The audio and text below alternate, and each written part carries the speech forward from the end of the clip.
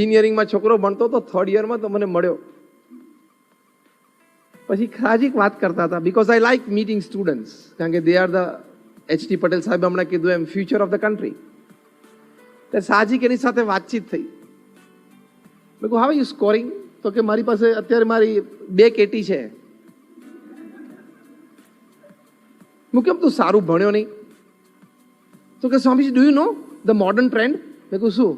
કે KT is a credit. તો મેં કહું that's good, that's great, I never new this કે કેટી ઇઝ અ ક્રેડિટ. તો કે સ્વામી 2-3 વખત કેટી ના આવે, 2-3 વખત તમે કેટી ના ક્લિયર કરો ને ત્યાં સુધી you don't become a good engineer. You don't become a good engineer.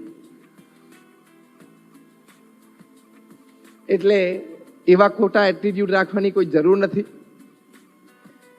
Coming out with flying colours is a human endeavour, human duty અને હ્યુમન ડિગ્નિટી. એટલે સ્પોટલેસ એકેડેમિક્સ રાખવાનો એક એટીટ્યુડ હોય ને તો તમે એક્ઝામ્સમાં સારી રીતે ફેર કરી શકશો. You will have excellence in your exams. હવે લેક્ઝન કેરો જેવી તો ક્યાં આપણે પરિસ્થિતિ છે, એ કરી શકે તો આપણે કરી શકીએ. ઘણા વર્ષો પહેલાની વાત છે, કોઈ જ્યોતિષ તામિલનાડુમાં કોઈ નાના ગામડામાં ગયા હશે અને ત્યાં ગામના ચોરે બેસીને બધાનું ભાગ્ય જોતા હતા. એમાં એક માતા એમના 5-7 વર્ષના નાના બાળકને લઈને ત્યાં ચાલ્યા અને એ માતાના મનમાં એમ હતું કે મારા બાળકનું ભવિષ્ય ખૂબ સારું બને, ખૂબ સારું ભણે, મારે મારા બાળકને બહુ તેજસ્વી એકેડેમિક કરિયર જોવું છે અને ખૂબ મોટો સાહેબ બને. એક જે દરેક માતાના હૃદયમાં હોય. એટલે એના નાના બાળકને લઈને માતા ત્યાં ચાલ્યા અને પેલા એસ્ટ્રોલોજરને કહ્યું કે મારા બાળકનો હાથ તમે જુઓ ને, એનામાં વિદ્યારેખા કેવી છે, કેવું ભણશે. એટલે પેલા જ્યોતિષ હાથ જો ને કંઈક જોયું હશે વિદ્યારેખા અને કહ્યું કે આ બાળકના ભાગ્યમાં સારો વિદ્યા અભ્યાસ નથી. ત્યારે પેલા માતા તો બહુ મૂંઝાઈ ગયા. એને એમ થયું કે હો મારું આ સ્વપ્ન તૂટી ગયું. 2-3 વખત એમને આગ્રહ કર્યો કે સાહેબ તમે બરોબર જુઓ. ત્યારે ફરી વખત એસ્ટ્રોલોજરે કહ્યું કે ભાઈ એને વિદ્યારેખા નથી. પેલા બાળકે પૂછ્યું કે કોઈને સારી વિદ્યારેખા હોય તો એ ક્યાં હોય? એટલે કંઈક પેલા એસ્ટ્રોલોજરે બતાવ્યું હશે આવું કંઈક છે એમ. પછી તો ઘરે આવ્યા, એની માતા તો ખૂબ રડ્યા કે મારો બાળક સારો અભ્યાસ નહીં કરી શકે. બાળક તો રસોડામાં ગયો, કિચન નાઇફ હાથમાં લીધી અને ચીરો પાડી દીધો હાથમાં. જે રેખાની દિશા પેલા જ્યોતિષે દેખાડી હતી અને લોહીની ધાર છૂટી. એની માતાએ જોઈને ચીસ પાડી કે તે શું કર્યું? ત્યારે પેલા નાના બાળકે કહ્યું કે મમ્મી, ભગવાન મારા હાથમાં વિદ્યા અભ્યાસની રેખા મૂકતા કદાચ ભૂલી ગયા હશે તો આજે મેં મૂકી દીધી. This is how you excel in your exams. મેં મૂકી દીધી.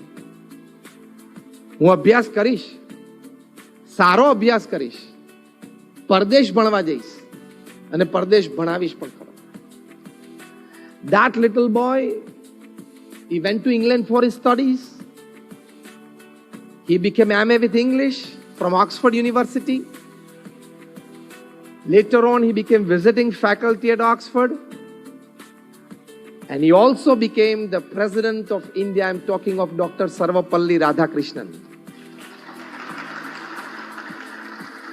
Excellence in academics, excellence in exams.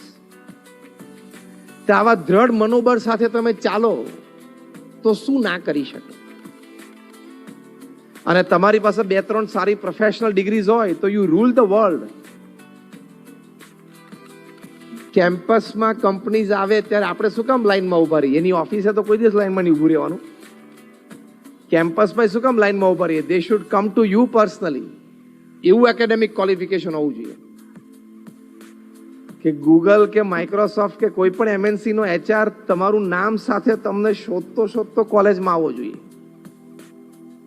15,000 નોકરી માટે એપ્લિકેશન તમે કરો અને પછી લાઈનમાં ઉભા રહો, 150મો નંબર હોય, 3.5 કલાક લાઈનમાં ઉભા રહો, પછી બહાર આવીને જાહેરાત થાય, ચલો ભાઈ કેન્ડિડેટ સિલેક્ટ થઈ ગયો, બાકીના બધા ઘરે જાઓ. એવી લાઈનમાં શું ઊભું રહેવાનું? અત્યારે સોશિયલ મીડિયા ઉપર ટાઈમ કાઢશો, મિત્રો સાથે ફૂટપાથ ઉપર ઉભા રહીને ગપ્પા મારશો, કોલેજમાં બાઇક ઉપર શાંતિથી બેસીને જલસા કરશો ને, તે 15-20 હજારની નોકરીમાં લાઈનમાં જ ઊભું રહેવાનું છે.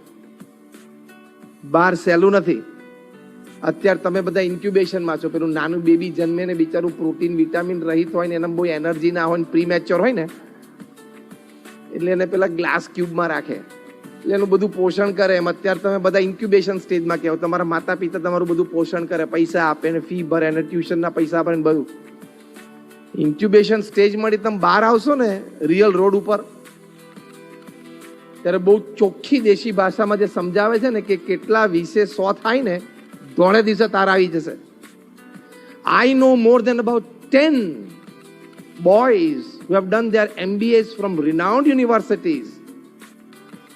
Couple of them here in Vadodara who are working for 8,000 rupees and 10,000 rupees, and that too after sitting off without job for 6 to 8 months, 10 to 12 months after their graduation. તમે એમ ના માનતા કે બહાર બધું સહેલું છે? તમે એમ પણ ન માનતા કે મારા પડોશમાં તો જો પેલા કાકા છે, ક્યાં ભણ્યા છે, તો જો ધંધો કરે છે, મર્સિડીઝ ફેરવે છે. એનો વાદ ના લેશો. એવા 10, 15, 25 હજાર એક જ જણો હોય છે. તું એવો થઈ જઈશ એવો ના માનીશ. Got my point? This kind of people are 1 in thousands, 1 in lakhs કે એનું નસીબ ચાલી ગયું. એટલે એવાનો વાદ નહીં લેવાનો કે ચલ ને યાર બીકોમ થયા ના થયા કે તો ધંધો મસ્ત કરી લેશું. હું 4 જણાને ઓળખું જે લોકો ભણ્યા નથી તો મસ્ત ધંધો કરે છે. કદાચ થઈ જાય તારાથી, પણ નહીં થાય તો તે દિવસે અફસોસનો પાર નથી. અને બહુધા નથી થતા. એ 99.99% ને નથી થતા, તો 0.01 કોક પાસ થઈ જાય છે એમાંથી, નસીબના જોરે ચાલી જાય છે. પણ આપણે જ આપણું કેલિબર એવું ડેવલપ ના કરીએ કે વાય શુડ યુ લે your future on your luck. Chance મળી જશે કંઈક ધંધાનો તો કરી લેશું, એવા ચાન્સ ઉપર શું કામ તમે ડિપેન્ડન્ટ રહો છો? તમારા પુરુષાર્થ ઉપર, તમારી તાકાત ઉપર તમે ડિપેન્ડન્ટ રહો ને. તમારા પુરુષાર્થ ઉપર તમે ડિપેન્ડન્ટ રહો. That is what the Prime Minister of India has taught us in the last few decades. Be dependent on your hard work. It's a very great story. હમણાં જ 15 મિનિટ પહેલા પ્રધાનમંત્રી શ્રીએ શપથ લીધા. That oath is oath of excellence in hard work, excellence in honesty. આપણે આપણા પુરુષાર્થ ઉપર જ જીવવાનો પ્રયત્ન કરવો જોઈએ. ચાન્સ ઉપર શું કામ જીવન મૂકી દેવું? You got my point?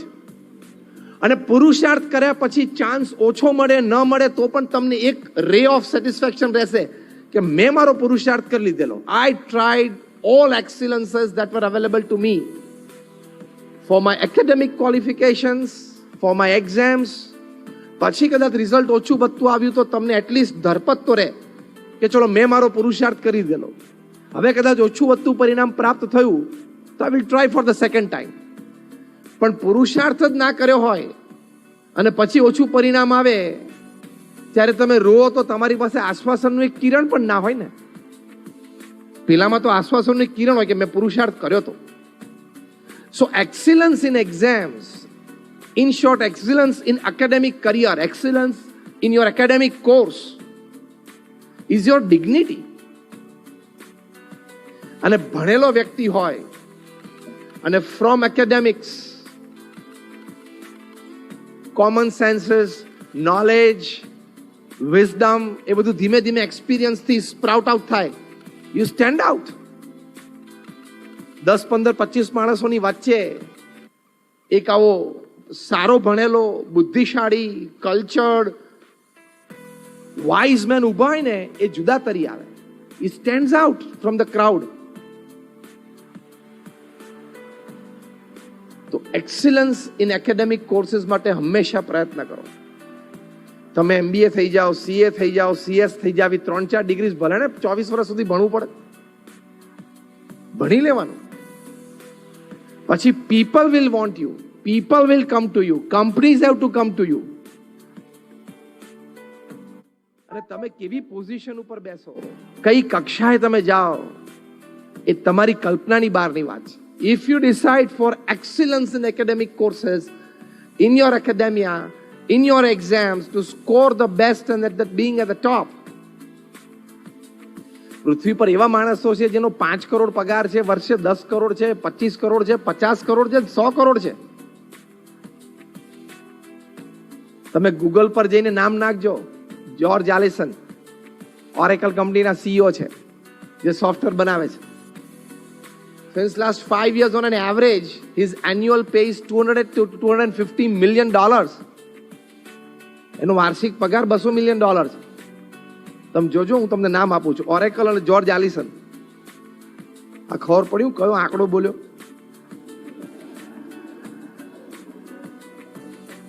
What is $200 million? $1 million is 7 crore rupees.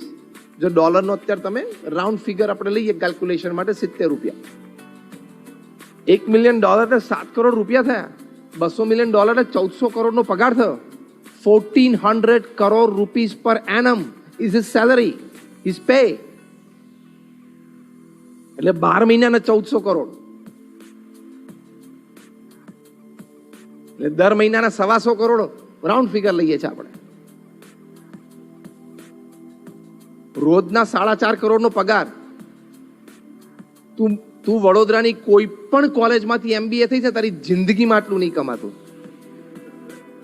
What is 4.5 crores? You know, that is his per day income, salary.